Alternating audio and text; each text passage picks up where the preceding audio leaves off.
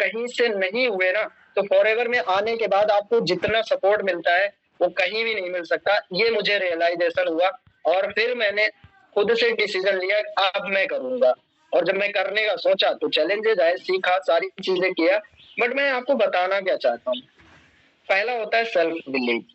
Challenges मेरे साथ भी आए थे, ऑलमोस्ट जितने भी लीडर्स हैं सबके साथ चैलेंजेस आए थे, लेकिन उन्होंने अपने ऊपर भरोसा किया। उनको पता था मैं कर सकता हूँ। अब बात आती है जब यहाँ पे चेंज, मैं आज का टॉपिक थोड़ा सा चेंज करना चाहूंगा। ये लेवल अप नहीं है। Why should we change your PIN? हम सभी को, हम आपको चेंज करना क्यों जरूरी है, अपने पिन को चेंज करना क्यों जरूरी है? क्योंकि आपने एक लाइन सुनी होगी, ठहरा हुआ पानी और ठहरा हुआ इंसान। आगे मैं नहीं बोलूंगा, आपको अच्छे से क्लियर होगा, है ना? क्या हो जाता है, तो हमें एक जगह पे स्टक रहना बिल्कुल भी हमारी लाइफ में ठीक नहीं है, हमें आगे बढ़ते रहना चाहिए। सो मैंने बहुत सारी चीजें एनालाइज की, मैंने कुछ टॉपिक्स भी आपके लिए लिखे आज की क्या चीजें रियल में चल रही हैं, क्या शेयर करना चाहिए।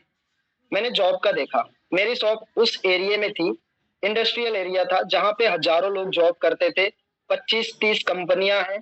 और वहां पे लोग शाम को जॉब करके जब शॉप पर आते और अपनी कहानियां सुनाते, तो मेरा जो दिल था ना, जॉब की तरफ ना जाके बोला कि जिस बिजनेस में वहीं बैठे रहो, कभी जॉब का ट्राई भी मत कर लेना, है ना? क्योंकि रियलिटी पता चलने लगी, लोगों के फेस पर सैडनेस देखकर। पैसा तो आ रहा है 25,000 की सैलरी, लेकिन लास्ट में जो गालियां बॉस की सुननी पड़ रही है, जो बातें सुननी पड़ रही है, वो सब आके एक्सप्लेन करते थे, तो मेरे माइंड से तो जॉब निकल चुका। आप बताओ ना, अगले 10 साल के अंदर क्या डॉक्टर को रिप्लेस नहीं करेगा? आज यूएसए के अंदर टीचर एक रोबोट बन चुका है, क्या इंडिया के अंदर अगले 10 साल के अंदर टीचर रोबोट नहीं बनेगा? कौन चाहेगा घर से बाहर जाकर कॉलेज स्कूल ज्वाइन करना, आप बताओ? मतलब हर एक प्रोफेशन को, मैं यहाँ किसी भी प्रोफेशन के अगेंस्ट नहीं हूँ, मैंने अपनी स्टडी से, मैंने अपनी एजुकेशन से, अपने एनालाइजेशन से मैं आपको शेयर करना चाहता हूँ कि किसी ने बोला, मैंने बोला कि आने वाले टाइम पर कैशलेस इंडिया हो जाएगा, बोला ये हो ही नहीं सकता। आप देखो ना, किसी ने बोला कि मोबाइल से ट्रांजैक्शन नहीं हो, सेक्शंस हो रहे हैं। जो चीजें लोग बोलते हैं पॉसिबल नहीं है, वही पॉसिबल, क्योंकि हम जो सोच सकते हैं वो रियलिटी में बन सकती है। याद रखना, अगर आपके माइंड में आज कुछ ऐसी चीजें आ रही है जो दुनिया में नहीं बनी है, वो भी बनेगी, वो भी बनेगी, क्योंकि हमारे थॉट्स रियलिटी में कन्वर्ट होते हैं। अगर आपको नहीं पता, द सीक्रेट एक मूवी है, उसको आप अच्छे से देखना, वहां पे आपको अच्छे से क्लियर हो जाएगा। ऐसी ऐसी मशीनें आ रही जो हमारे ब्रेन को रीड कर सकती हैं। मतलब डेवलपमेंट किस तेजी से बढ़ रहा है। अब बात करते हैं थोड़ा बिजनेस की। बिजनेस में आपको एक्सपेंसेस यानी इन्वेस्टमेंट हाई होना चाहिए। चलो जॉब का फ्यूचर नहीं है, बिजनेस में हम चलते हैं। बिजनेस में छोटे मोटे बिजनेस को बिजनेस नहीं कहते, उस बिजनेस को कहते हैं दुकान। दुकान और बिजनेस में फर्क होता है। Business is all about solution, problem solving, sorry, solution providing. जो बिजनेस होता है वो लोगों की प्रॉब्लम को सॉल्व करता है। सेम लाइक दैट ओला, उबर, कुछ ऐसे हॉस्पिटल्स, ये सब बिजनेस है, क्योंकि इन्होंने एक ऐसा सिस्टम क्रिएट किया जो सिस्टम में लोग काम करते हैं और लोग काम करके अपनी रोजी रोटी चलाते हैं। लेकिन बॉस के लिए, मालिक के लिए क्या काम करते हैं? वो उनके 24 घंटे के सर्कल को ब्रेक करने में उनकी हेल्प करते हैं। मतलब एक यूनिवर्सिटी का बॉस क्या करता है? वो नेटवर्क बिल्ड करता है, टीचर्स का नेटवर्क बिल्ड करता है। एक हॉस्टल का मालिक क्या करता है? वो डॉक्टर्स का नेटवर्क बिल्ड करता है।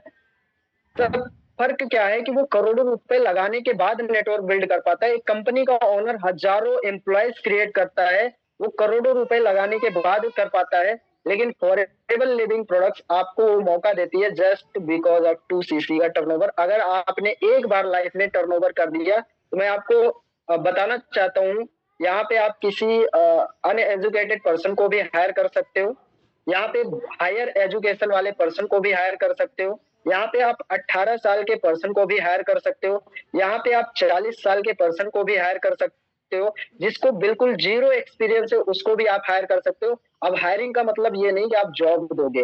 हर कंपनी, हर यूनिवर्सिटी, हर हॉस्पिटल्स जॉब प्रोवाइड करते हैं, लेकिन आप जिस इंसान को ज्वाइन कराओगे ना, उसको हमेशा आप बॉस बनाने की बात करोगे, उसके फायदे के बारे में बात करोगे। कभी भी आप अपनी वो स्ट्रेटजी शेयर करने से नहीं रुकोगे जिससे उसकी ग्रोथ होगी। लेकिन आप मुझे बताओ, किसी कंपनी का ओनर, कितने लोग जॉब करते हैं? मैं जॉब के अगेंस्ट नहीं हूँ, बट आपकी रियलिटी बताना चाहता हूँ। कितने लोग जॉब करते हैं यहाँ पे? करो करो, हैंड रेस करो। अच्छा है, काफी सारे लोग। ठीक है, तो एक कंपनी का ओनर क्या कभी आपको साथ में बैठाकर अपनी स्ट्रेटजीज को शेयर कर सकता है? जो भी आपका बॉस है, एक यूनिवर्सिटी का जो टीचर है, जो मालिक है, क्या वो अपने टीचर्स के साथ बैठ करके कभी ये बोलेगा तुम भी एक यूनिवर्सिटी ओपन कर लो? कभी नहीं बोलेगा, क्योंकि उसे पता है कि हमारा कंपटीटर मार्केट में आ जाएगा और हमारा बिजनेस चौपट हो जाएगा। आप देखो ना, बिजनेस की मैं बात कर रहा था, एक कपड़े की शॉप खोल ली आपने, आपकी चल पड़ी, अब पड़ोसी को भी लग रही है यार ये तो आगे निकल रहा है, कपड़े की शॉप में बहुत ज्यादा कमाई है। अब उसको आप ना चाहते हुए भी ना, वो भी अगले दिन कपड़े की शॉप कर लेगा। और याद रखना, जैसे ही बगल में दो दुकानें होती है ना, कंपटीशन बढ़ जाता है, इन्वेस्टमेंट बढ़ जाता है, और उसके बाद प्रॉफिट मार्जिन कम होता चला आता है। ये मैं क्यों बता रहा हूँ? क्योंकि मैं एक बिजनेसमैन हूँ, आज तक मैंने जॉब नहीं करी है। पिछले 15 साल जब से मैं जानने लायक हुआ, तब का एक्सपीरियंस है बिजनेस का। तो बिजनेस में हर तरीके के बिजनेसेस करने के बाद पता चला, जितनी ज्यादा इन्वेस्टमेंट उतनी ज्यादा इनकम। लेकिन बिजनेस में भी, एक दुकान में भी एक लिमिट होती है। मान के चलो कि आप एक दुकान से 20,000 रुपए कमा रहे थे, अब आपको 40,000 कमाना है, तो आपको क्या करना पड़ेगा? टाइप करके बताओ। अगर आपने एक दुकान करी, 20,000 रुपए कमा रहे थे, तो आपको अब क्या करना है? 40,000 कमाना है, तो आपको क्या करना पड़ेगा? इन्वेस्टमेंट बढ़ानी पड़ेगी। यानी 10 लाख की इन्वेस्टमेंट थी, तो आपको 20 लाख रुपए इन्वेस्ट करने पड़ेंगे। चलो यहां तक ठीक था, आपने 20 लाख रुपए कर दिए। अब आपको लेट सपोज कि 1 लाख रुपए महीने कमाने हैं, तो क्या एक ही दुकान से आप 20,000 वाली पोटेंशियल वाली दुकान से 1 लाख रुपए कभी कमा सकते हो? नहीं। अब आपको अपनी दुकानों को बढ़ाना पड़ेगा, एक दुकान यहाँ, एक दुकान वहां, अलग अलग सिटीज में आपको दुकान डालनी पड़ेगी। अब आपको एम्प्लॉय बढ़ाने पड़ेंगे, इन्वेस्टमेंट बढ़ानी पड़ेगी, मैनेजमेंट बढ़ाना पड़ेगा, उसका भी तो खर्चा देना पड़ेगा, दुकान का किराया भी तो देना पड़ेगा। अब जब सारी टर्नओवर करने के बाद पता चलता है कि टर्नओवर तो बढ़ गया, लेकिन प्रॉफिट अभी भी 20,000 रुपए ही है। सेम मेरे साथ यही हो रहा था। टर्नओवर दिन का 50,000 60,000 होता था, लेकिन प्रॉफिट महीने का 25-30,000। इवन सारे खर्चे निकालने के बाद कभी कभी ये भी नहीं बचता था। मतलब नाम तो है जायसवाल जी की दुकान बहुत बड़ी है इस मार्केट में, लेकिन जायसवाल जी के पीछे से हालात बिल्कुल खराब है ना? तो ये सिचुएशन है मार्केट में। अगेन, बिजनेस के बाद एक बहुत बड़ा अपॉर्चुनिटी हमारे पास पैसा कमाने का, इन्वेस्टमेंट। अब हमारे माँ बाप ने तो इतना पैसा, हमारे दादा ने, ताऊ ने इतनी जमीनें तो छोड़ी नहीं कि हम 1 लखपति करोड़पति के घर में पैदा हुए थे, है ना? अब ये मौका हमारे पास मिल रहा है, तो हमारे पास एक ही चीज है।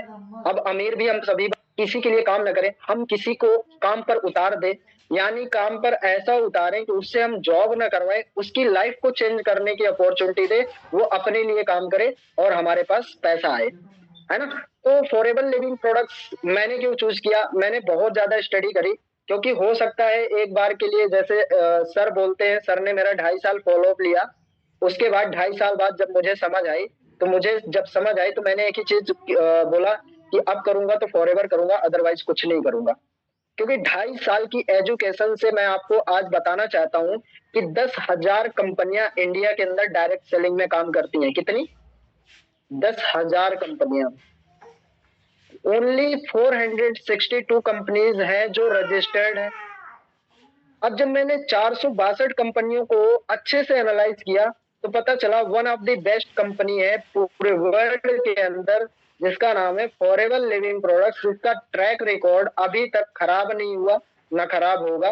क्योंकि वो एक ऐसी कंपनी है जो न्यूट्रिशन में डील करती है, और पूरी दुनिया के अंदर सबसे बड़ी न्यूट्रास्यूटिकल कंपनी है।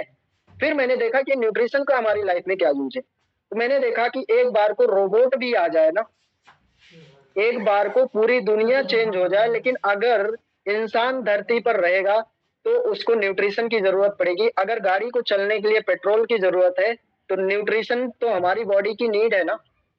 अब एक बात बताओ, अगर आपको घी चाहिए, तो मार्केट में क्या ऐसा घी आप पसंद करोगे जिसमें मिलावट हो, या प्योर घी पसंद करोगे? अब धीरे धीरे जब कोविड आया, तो लोगों को पता चला न्यूट्रिशन नाम की कुछ चीज होती है, जिसको अगर लिया जाए तो हमारी डाइट को अगर अच्छा रखा जाए तो हम बीमार नहीं होंगे। तो अवेयरनेस तो बढ़ती जा रही है। जहाँ पे पहले गली-गली में कोई जिम नाम की चीज़ नहीं हुआ करती थी, स्पा नाम की चीज़ नहीं हुआ करती थी, लोग मॉर्निंग वॉक नहीं करते थे। आज उन्हीं पार्क है, मैं कभी-कभी जाता हूँ, वहाँ पे मैं देखता हूँ लगभग-लगभग 2000 लोग, बहुत बड़ा पार्क है, 2000 लोग मॉर्निंग वॉक करने आते हैं। सुबह-सुबह 5 बजे उठ के वो पहुँच जाते हैं। क्यों? क्योंकि अवेयरनेस बढ़ती जा रही है। उनको पता है अगर हमने अपनी डाइट को नहीं सुधारा तो हम बहुत बड़ी प्रॉब्लम में फँस जाएँगे।